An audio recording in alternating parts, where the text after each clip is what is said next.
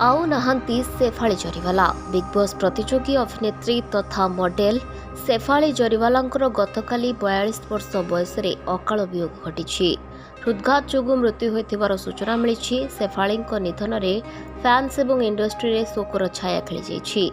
सूचना अनुसार शेफाली असुस्थ अनुभव करथिले। तांको स्वामी तथा अभिनेता पराग त्यागी और अन्य 3 जण अपराह्न अंधेरीर बेली व्यू मल्टी स्पेशालिटी हॉस्पिटल को नहीं किंतु सेठारे पहुंचवा पूर्व तांकर मृत्यु घटिथिला। मृत्युर कारण हृदघात जनित होइथिबा पोस्टमार्टम रिपोर्ट रो जଣା पड़िछि। मृतदेह को व्यवच्छेद निमंते कुपर हॉस्पिटल को पठा जाइथिला। रिपोर्ट रे मृत्युर कारण हृदघात बोली दर्शा जाइछि।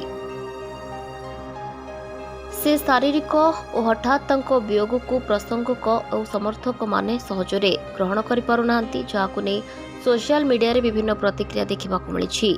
2002 रे म्यूजिक वीडियो कांटा लगा गीत पाई से राताराती स्टार पलटि जाइथिले।